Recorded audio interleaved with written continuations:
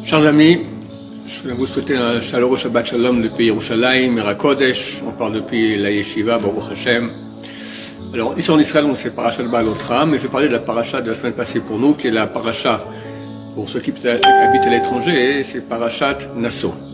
Une longue paracha, et dans le milieu de la paracha environ, on parle du cas de la femme Sota. Qu'est-ce que c'est que la femme Sota? C'est une femme mariée. Son mari a vu qu'elle commence à fréquenter, on va dire, le voisin, d'accord, M. Cohen. Alors elle lui dit, écoute, ma chère femme, je ne veux plus que tu parles de ce bonhomme-là. Si tu t'enfermes avec lui, tu t'isoles avec lui, alors ça va être terrible. Je t'avertis, tu n'as pas le droit de le faire. Et la femme, elle s'isole avec M. Cohen, le voisin. Alors on a un doute, peut-être qu'il y a eu relation, peut-être pas. Alors on amène cette femme au temple, et on le faisait un certain cérémonial dans lequel on écrivait un texte sur un parchemin, à l'encre, et on prenait ce texte et on l'effaçait dans de l'eau, on faisait boire cette eau à cette femme, et si elle avait péché, on lui demandait, si elle reconnaissait qu'elle avait péché, ok, alors un guet, il divorçait, terminé. Mais si elle dit non, je n'ai pas péché, etc., parce qu'elle avait péché.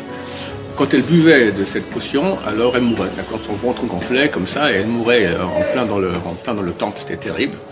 Et si au contraire elle n'avait pas péché, alors au contraire elle était bénie. Le problème est que dans cette paracha-là, dans ce texte qu'on va effacer dans l'eau, il y a le nom de Dieu, ineffable, Yud et puis He et puis Vav et puis He, on n'a pas le droit de prononcer, je dis He entre chaque lettre, qui est écrit. Or, il y a une des 613 lois de la Torah interdit d'effacer le nom de Dieu. C'est extrêmement grave.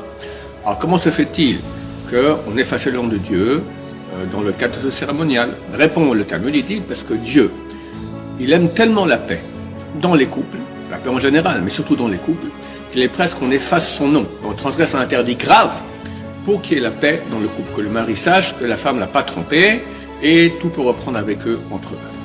Regardez l'amour que Dieu a des êtres humains et de la paix. De quel type de femme on parle? Une femme dont le mari lui dit, écoute, je te soupçonne que tu fais des bêtises avec M. Cohen, le voisin, je t'interdis de t'isoler avec elle, elle s'isole avec lui. On ne parle pas d'une grande sadéquette, d'accord? On parle d'une femme, vraiment, elle mérite qu'on l'envoie, je ne sais pas où. Et néanmoins, Dieu a pitié de ce couple-là et veut qu'il y ait la paix dans ce couple-là. Il accepte qu'on efface son nom. Tellement est grande la paix. Le Talmud raconte que Rabbi Meir Baalanes, est-ce qu'on a quelqu'un, un des plus grands Tanaïm, un des plus grands rabbins il y a 2000 ans, énorme, un géant de géant. Un jour, il a fait la dracha le vendredi soir, Shabbat, à la synagogue, et une femme l'écoutait depuis l'ère des femmes, la Ezrat Nashim. Et le Rav a un peu continué un peu trop tard sa dracha, et la femme rentre à la maison, déjà les bougies de Shabbat se sont éteintes, il fait tout noir à la maison. Le mari est furieux, pourquoi t'es en retard, où t'étais, qu'est-ce que t'as fait, etc. J'étais à la synagogue, Rabbi Meir, il a fait la dracha, j'ai écouté, il a filé un peu plus tard. Alors ce type-là, qui n'est pas un type non plus de très grande qualité, il dit, bon, moi je suis pas d'accord, c'est quoi ces rabbins qui font comme ça des discours beaucoup trop longs, il faut lui donner une leçon.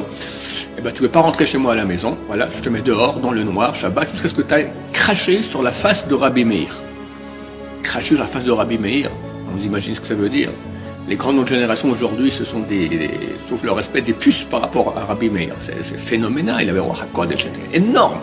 Comment une femme qui a la crainte de Dieu peut cracher sur la face d'un des grands de la Torah? C'est terrible. Je ne sais pas quoi faire.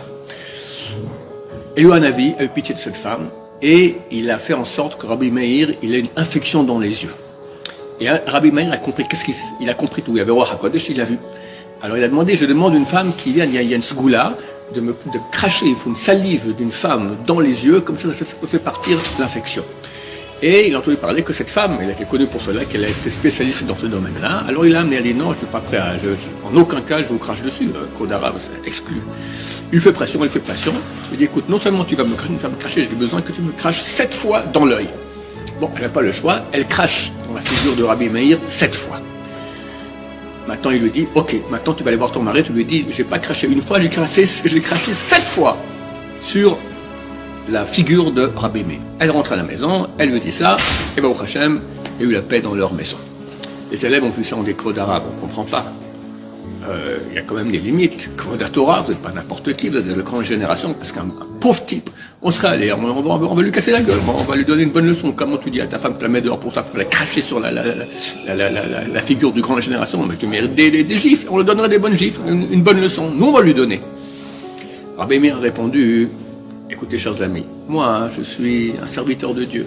Regardez, si Dieu lui-même, il est prêt à ce qu'on efface son nom, chose qu'il a interdit pour la paix, dans une maison avec une femme qui est une femme de mauvaise fréquentation, alors moi je ne vais pas faire la même chose. L'amour de la paix.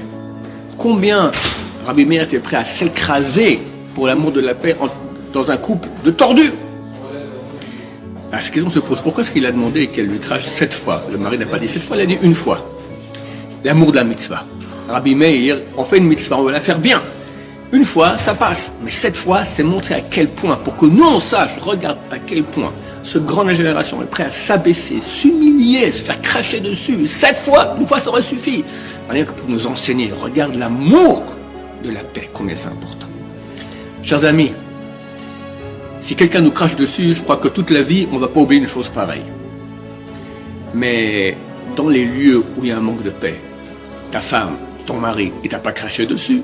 Il a dit un vilain mot, il s'est mal exprimé, il a fait une bêtise, qu'est-ce que j'en sais, il a été un peu indélicat. On est bien loin de cracher, et bien loin de cracher 7 fois. Si Rabbi Meir était prêt à s'écraser et qu'on lui crache 7 fois, pas pour lui-même, pour son couple, pour un couple de tordus, alors nous, pour notre propre couple à nous, on ne sera pas prêt un peu à fermer la bouche, à pas réagir, à supporter en silence. C'est clair que la paix vaut tout. Et il faut aussi ces petits efforts qu'on nous demande. Quand quelqu'un, il a pression, il s'écrase, il se tait, c'est écrit que le monde tient, l'univers tient sur celui qui ferme sa bouche lorsqu'il y a une bagarre. Alors non seulement c'est un mérite énorme, mais regardez à quel point Dieu aime la paix et Dieu aime ceux qui aiment la paix, surtout dans leur propre couple.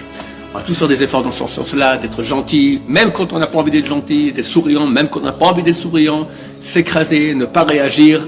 Et ainsi, il y aura beaucoup de paix. Et s'il y a la paix, il y a la présence de Dieu qui vient. Parce que Dieu, partout où il y a l'unité, lui-même, Hachem, il est un, il vient et s'installe dans le couple. Je vous souhaite à tous un Shabbat plein de paix, plein de bonheur, plein de lumière, plein de présence divine dans vos maisons.